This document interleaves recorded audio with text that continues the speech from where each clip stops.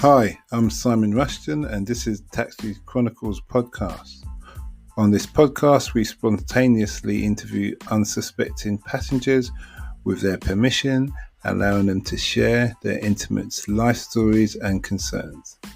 As our slogan states, real riders, real stories. Some riders prefer to be anonymous, while others ask me to tell their story later on.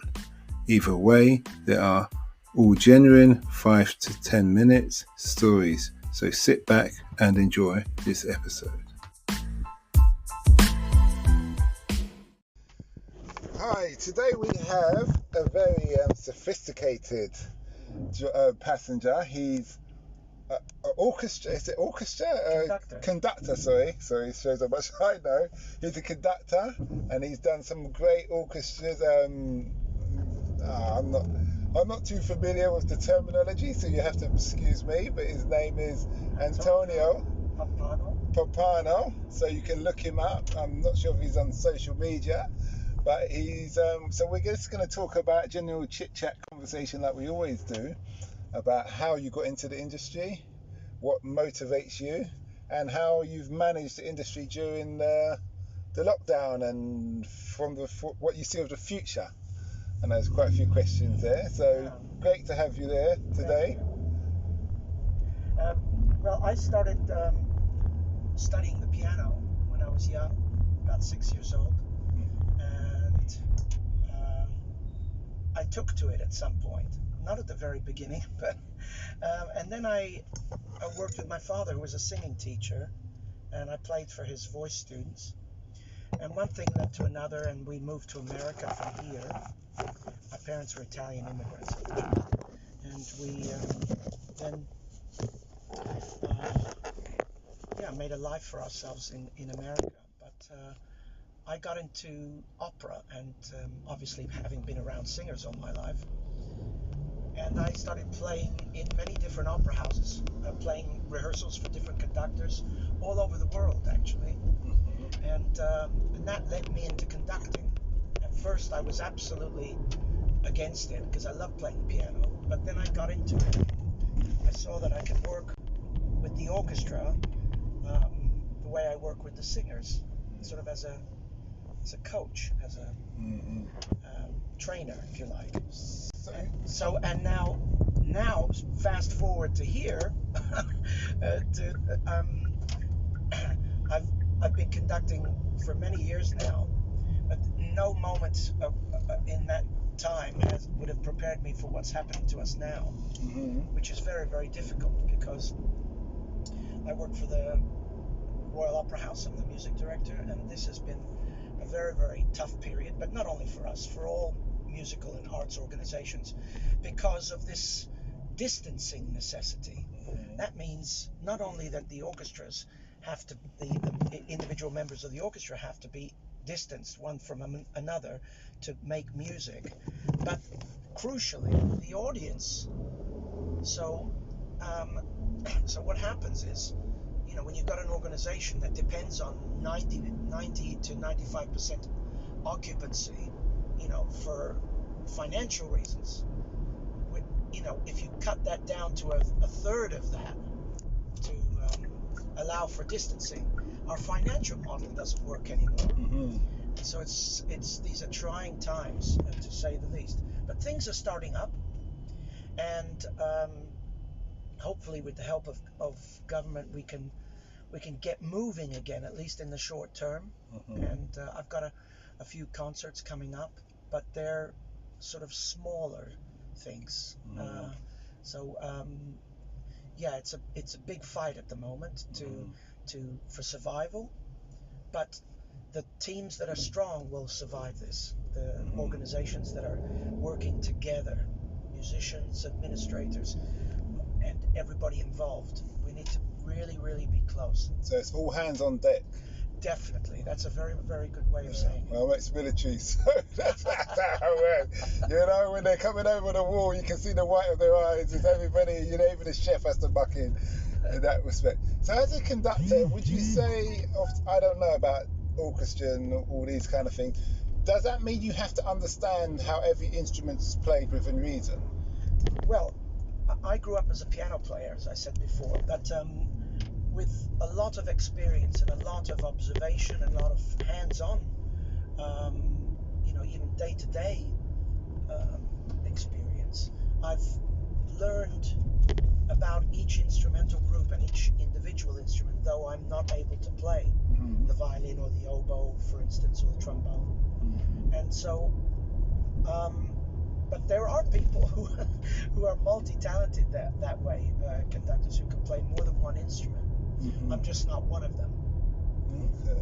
But I'm very sensitive to, having grown up with singers, I'm very sensitive to breathing. So for the wind players, that's very, you have to be in tune with how they breathe, and that also helps you choose the right tempo, because you can't kill them, and the music has to make sense, as if like it's speech. When you speak, you have a certain rhythm. Well, composers tend to compose like that too, of course, especially if they're composing with words in mind, but not only.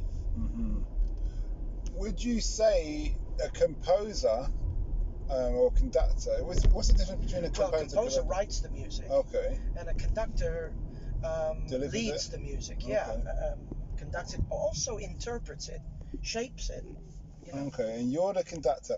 So is it like a form of sign language where everybody understands your waving of the sticks, how high or low or fast? Yes, the gesture of the conductor. There are certainly stock, kind of traditional beating patterns, but every conductor has their own way of doing even what is traditional, and orchestras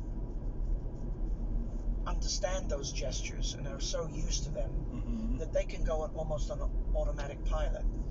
That said, the conductor can show if a note needs to be long, needs to be shorter, needs to be more accented, more smoother. All that, if it's loud, if it's soft, all those kinds of nuances, the conductor can bring to the table, not only just beating the time. How long have conductors been around?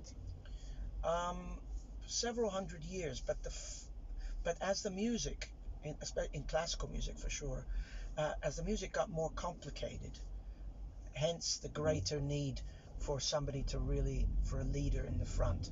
Before, when the music was generally quite understandable, rhythmic, sometimes in the past the guy had a big rod or big stick that he used to beat the time with.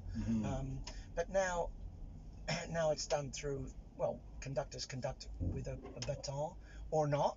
Some don't use them, but it's become quite a bit more sophisticated, and therefore, the conductor's become an important person in the classical music business. So it's like they've been around, you could say, from like Beethoven, Mozart's time. Even before. Oh, even before that. Okay. So what does it take for someone to become a conductor? Well, I mean, it takes a long time to become a conductor, because you've got to be a really first-rate musician, and to be a first-rate musician, you will have had to have played an instrument in your life, whether it's the piano. Most conductors play the piano, but there are others, who are percussion players and string players, trumpet players, you name it. You have to have a keen sense or develop a keen sense of how to read a big orchestral score, which has everybody's notes on it, and you have to somehow bring order to it, and be able to read it and see and be able to, in your inner ear, be able to hear it almost, and organize it in your mind, so that when you get in front of the orchestra, you can balance it. You can't have everybody playing the same volume, because you might have somebody playing solo, therefore everybody else has to play quieter, things like that. But you have to be someone who has the ability to communicate, to either explain or through the gesture. And most importantly, what I didn't say is the whole thing of your body language. When you don't speak, your eyes, your insights. There's a magnetic quality almost that transmits to the orchestra, which is very, very special gift, and not everybody has it. Okay, so what I'm getting is there's like a spiritual side where you connect with your. That's a very good way of saying it. I think so. It's not religious; it's spiritual. There's a difference. Yeah. Okay. So what I got from that bit also is that I don't understand about reading musics, but you need to, as a conductor, you need to be able to be able to read everybody's individual music that is written for them. So I assume that regardless what instrument you play, there's writing that tells you how to play it. Is that right? Well, there's the orchestra score will have written notes, and it will have instructions more often than not, about how loud, how soft, how fast. But everybody interprets them differently. Therefore you need a conductor to sort of guide the orchestra into a similar way of thinking. But it doesn't tell me, just because the notes are written down, it doesn't tell me how to play the violin.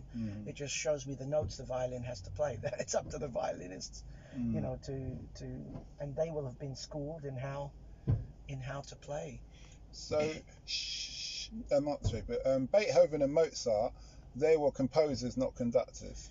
They were everything. They were great piano players, both of them.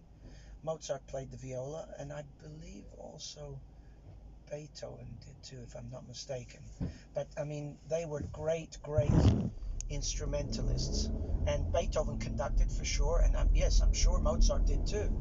They could do it all because they had to do it all because their music was new, and they had to sell it in a way, and it was new at the time, and there was these concerts of new music, and so they were the salesman. Who do you idolize in your world? You sound like you're really experienced, you're really good. Is there anybody that you look at and think, oh, I'd love to work with him or her even?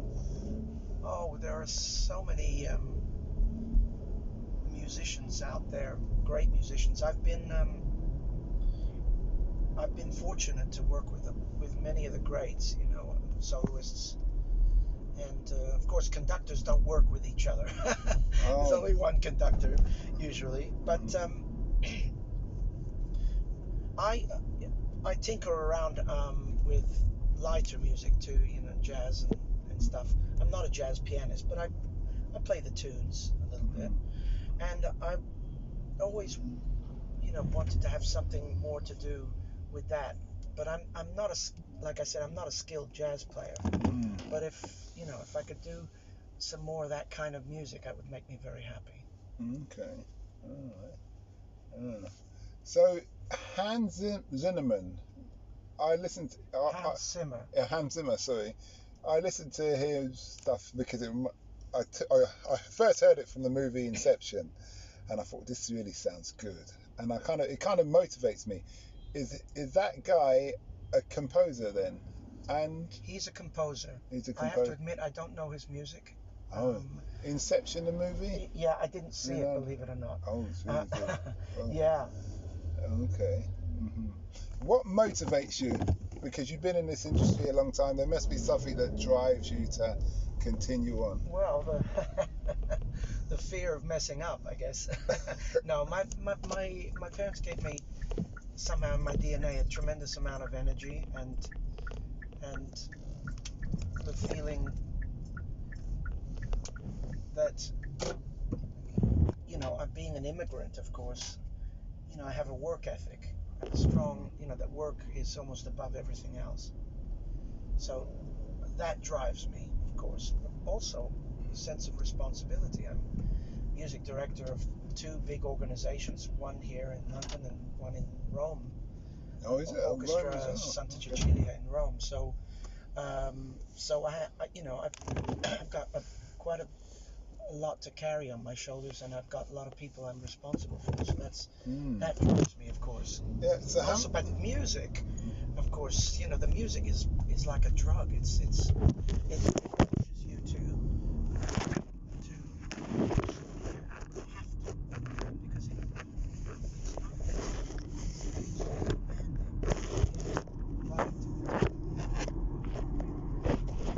it's not so strong. So you're really quite divided there because you're Italian heritage but born in England and brought up in America. So, okay, and you're responsible. How many people in an orchestra? Well, it depends. At one time you can have anything from 40 to 120. It can be enormous depending on the repertoire.